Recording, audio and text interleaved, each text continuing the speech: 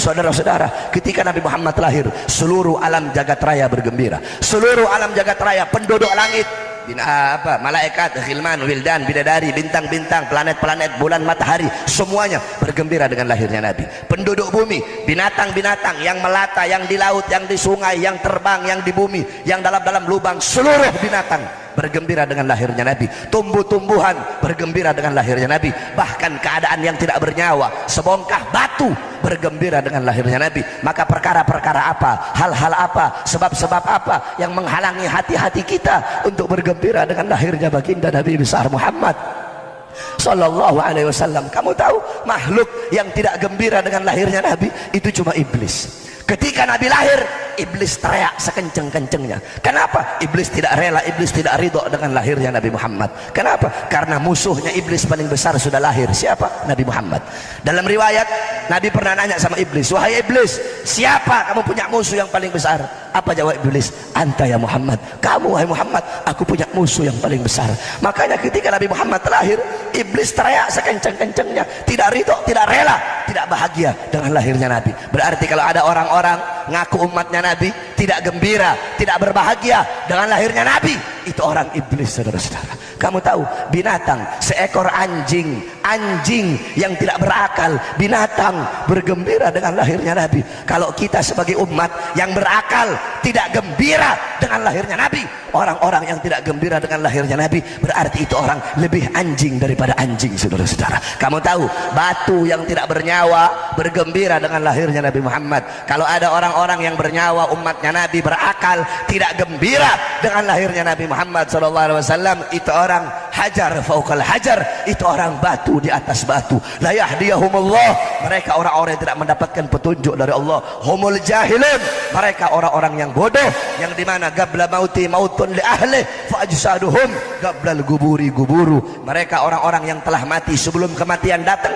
sesungguhnya mereka telah mati. Sebelum jasadnya dikubur, sesungguhnya jasadnya telah terkubur. Maka berbahagialah kamu dengan lahirnya Nabi Muhammad. Sayyidina Abbas bin Abdul Muttalib, dalam riwayat, beliau bermimpi berjumpa dengan Abu Lahab. Abu Lahab disiksa, diazab dalam neraka. Akan tetapi setiap hari Senin Allah ringankan azab dan siksa Abu Lahab.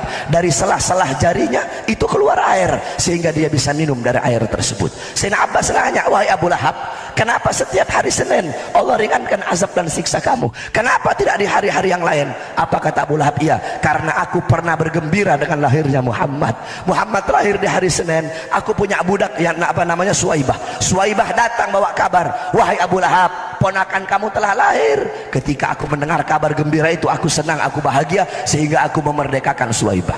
Adatnya orang Arab itu, kalau ada yang datang bawa kabar gembira, maka dia akan memuliakan orang yang bawa kabar tersebut.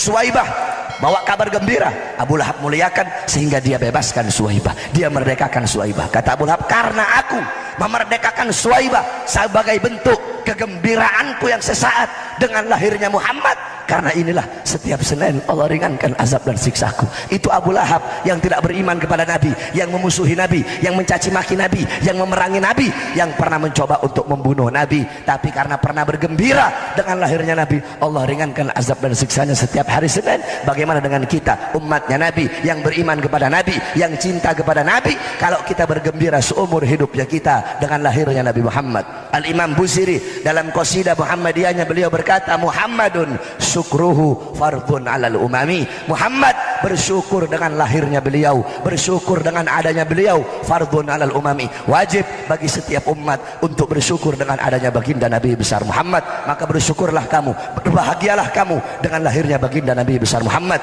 Kita duduk di sini, dibacakan sejarah Nabi, dibacakan sirahnya Nabi, dibacakan tarikhnya Nabi, agar kita bisa mengambil iktibar, mengambil ibrah, mengambil intifa, agar kita bisa mengambil pelajaran, agar kita bisa mengambil manfaat dari kisah hidupnya Nabi Muhammad SAW. Maka kamu jadikan Nabi sebagai uswahmu, sebagai gutuahmu, sebagai teladan, sebagai pedoman, sebagai idola kamu dalam kehidupan sehari-hari, dalam kepribadian sehari-hari kamu. Kamu pulang dari sini bawa ilmunya Nabi, bawa amalnya Nabi, bawa waroknya Nabi, bawa khaufnya Nabi, bawa khasyahnya Nabi, bawa syauknya Nabi, bawa rajaknya Nabi, bawa ahlaknya Nabi, bawa bawa adabnya Nabi, bawa amar ma'ruf nahi mungkarnya Nabi Muhammad sallallahu alaihi wasallam. Jadikan rumah tangga kamu rumah tangga Nabi Muhammad.